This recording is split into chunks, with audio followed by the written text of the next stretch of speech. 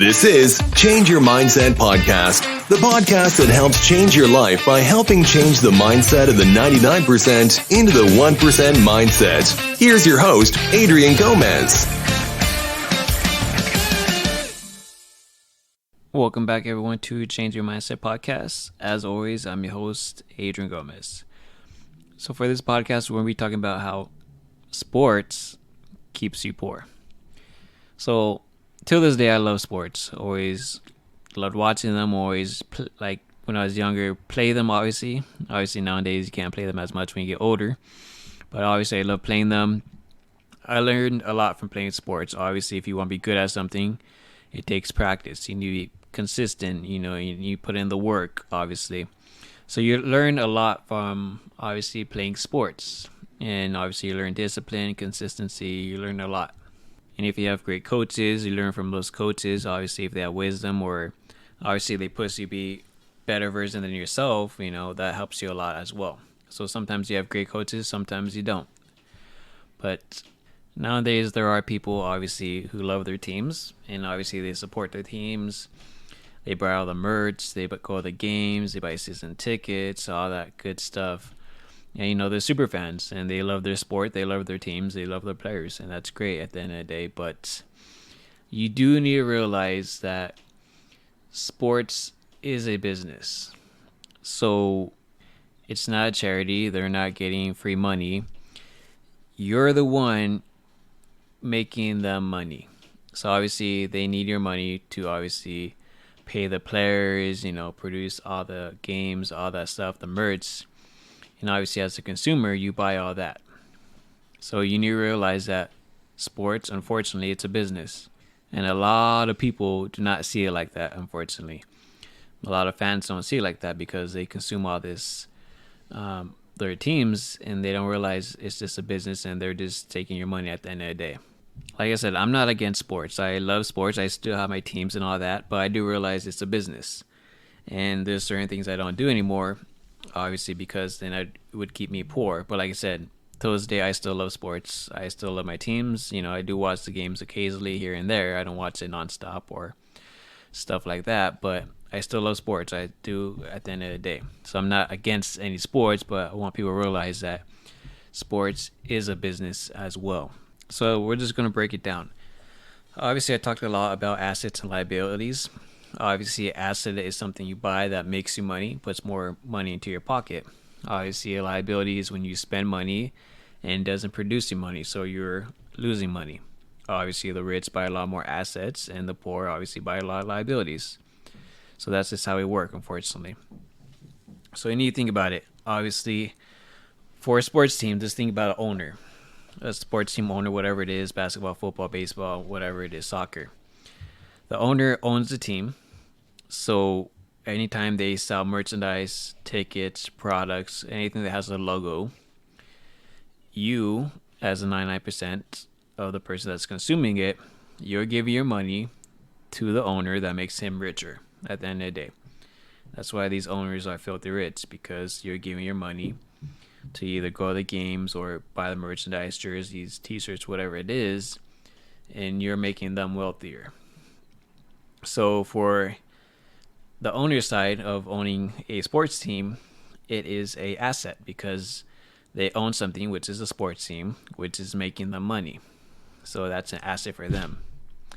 Obviously, as a consumer, which would more likely be you, since you don't own the team, you're buying liabilities such as, obviously, like we talked about, jerseys, merchandise, buying tickets to see the games and everything. You're buying liabilities because that doesn't make you any money. That's just either for entertainment or products, stuff like that. That doesn't make you any money. So now you're buying liabilities. And as a consumer, obviously, you're called a fan. And this is not the only way these teams or owners make money. Obviously, they make money from ads, sponsorships, all that stuff. But majority would be coming from, obviously, the consumer, which is the fans. So with that being said, it is a business. And a lot of people don't see it like that. They'd see it as a sports team, entertainment, all that. But that's why you hear, like, when players get either traded and they've been on the team for like maybe 5-10 years and they go, I thought that we were family, at the end of the day and they get traded, you always hear, oh, it's a business. So they have to do what's best for them, which is obviously, to win championships and make money. And if that person isn't producing to make the money or, help them win a championship, they say themselves it's a business. So they run as a business and they get rid of that player either for money or for a better player or maybe draft picks, whatever it is. So there is really no loyalty in sports, unfortunately, because it's a business. I'm sure a lot of us, or maybe a few of us, know of super fans, whether it's your friends or family. And, they're always supporting their team. They have the latest jerseys, or maybe they have like their own man cave with a sports team, or even the cards, whatever it may be, or autographs, whatever it is. If you ever add up how much they spend, or even if you go like the games, tickets aren't cheap. Sometimes they go for a couple hundred, depending where you're obviously seated at, or maybe they're a little bit cheaper, but majority of the time they're pretty expensive. But if you ever add up how much merchandise either that person has, or maybe yourself, if you're a super fan yourself, how much money you spent, whether it's buying the jerseys, autographs, tickets, or buying merchandise for your house, your room, or even going to the games, it ends up being thousands and thousands of dollars. And without thousands of dollars, you could have used that money to obviously invest, help you get out the rat race. But unfortunately, people get stuck because they love their team so much. They keep spending money on those teams. And at the end of the day, you're just going to be stuck with your job, and you're going to be having that job the rest of your life because you're just working to buy more stuff, which is basically going to be your sports team's apparel, whatever it is. That's what you're working for. So you're never going to get free from your job. So that keeps you stuck in the cycle of being obviously a super fan, because it is very expensive. And if you're really a fan, that's great. Maybe you can, instead of going out to the games or be a season ticket holder and spending hundreds of thousands of dollars and stuff like that, so you can just stay home and watch the game. You save a lot more money and you're still watching your team at the end of the day. But even with you watching your team on the TV, if you still have a job, and obviously you're in that rat race because you have a job and you may have that job forever, you probably shouldn't be watching that team. You should be learning how to make money, or how to get out the rat race, or learning a new trade to make you more money. Obviously, you're pretty much wasting your time because you're just watching a team. You're watching a sport, and you're pretty much just watching somebody else make money, because those players are made obviously millions of dollars because they get paid crazy amount of money. And you're just watching professional athletes play a game because they got paid millions of dollars, and you're pretty much contributing to it while you stay poor and obviously in that rat race. So at the end of the day, who benefits? Obviously the owner benefits because they already collected the money, obviously from the fans, sponsorship ads. The players obviously made money because they're getting paid for their contracts and to play a game. So who are the losers? Obviously it's the fans, because the fans don't make any money. They're actually giving away their money to make these players and obviously owners richer. So if you think about it, the person who benefits more is obviously the owner and the players. And obviously as a fans, you don't really benefit. And a lot of people will never see it like that because they think of sports of something totally different. But once you change your mindset, obviously, like to a business mindset, entrepreneur mindset, you start seeing things differently, like I said in previous podcasts. So obviously for sports, you start seeing sports as a business because it is a business. And these people are making money off of, obviously, their fans, who are obviously very loyal and, very dedicated to their teams, which is great. But at the end of the day, you're never going to get ahead, and you're never going to get out your job, and you'll be a rat race forever. So you weigh your pros and cons. Is it really worth it supporting this team? Obviously, you get nothing back, and you just keep giving your money away over and over. So, is it worth it? You got to ask yourself that sometimes. And sometimes, if you think about it, when your team, say your team is doing great, they have a great regular season or a great playoffs, and they go all the way to a championship, and let's just say they win the championship. You're excited, you're super happy, your team won, we're the best team right now. At the end of the day, who's are the real winners when you win a championship? Obviously, as the owner, yeah, the owner gets the trophy. It's their team. Their team's the best. The players, they get their rings and all that. So obviously, they're winners as well. And who are the losers? The fans. I mean, yeah, you get bragging rights. Oh yeah, my team won the championship last year or won it this year. You might be bragging against other people and other teams, but at the end of the day, you get nothing out of it except bragging rights. You don't get money. You don't get anything financial. You get nothing. You get to say, "Oh yeah, my team won." That's it. After you spend hundreds, maybe thousands of dollars during that season, and what do you get out of it? Nothing. You just get bragging rights. That's it. So you gotta think of who are the real winners and losers when it comes to that. So I mean, yeah, it's great your team won, but how does that help you in real life? So I think like sometimes people use sports to get out of their life, which is obviously their job and their cycle. They use it as an escape mechanism, to get like some freedom, to get away from the job, their problems, whatever it may be.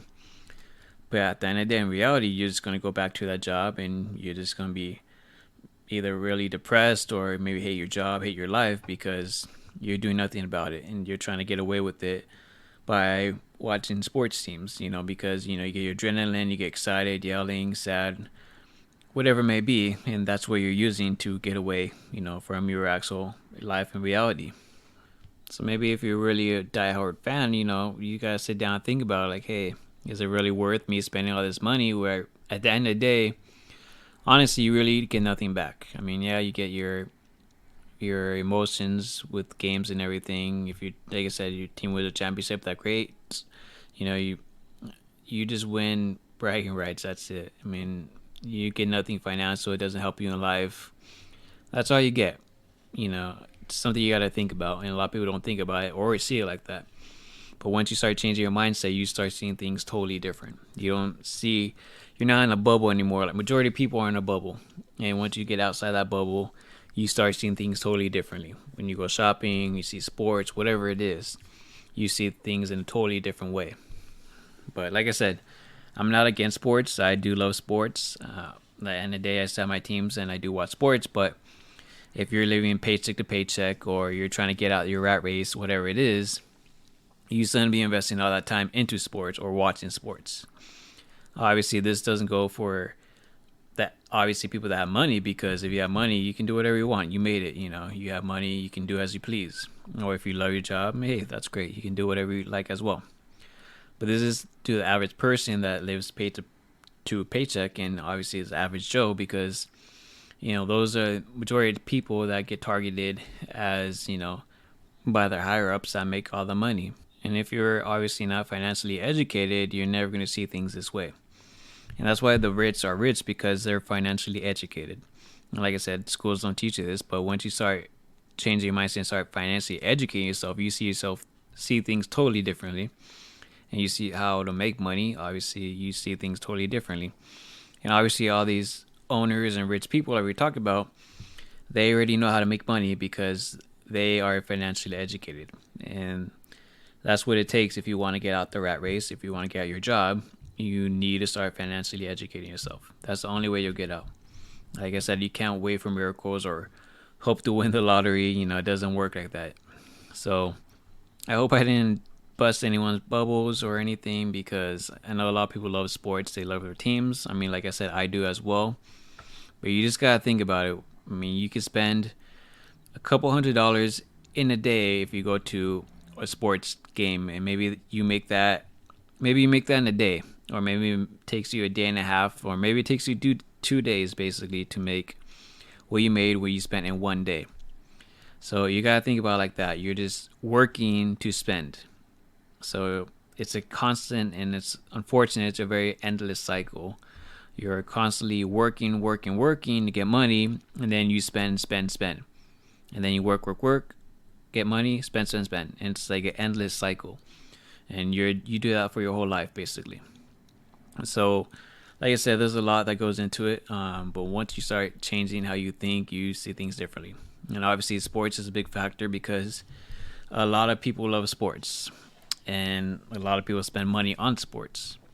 So there was an article published by CNBC on October 2nd, 2022, and the title states 33% of Americans anticipate going into debt after splurging on their favorite sports teams. So in the article, it states that on average, sports fans plan to spend $664.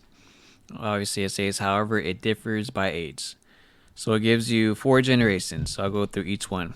Generation Z, ages 18 through 25, spend $464. Millennials, ages 26 to 41, $645.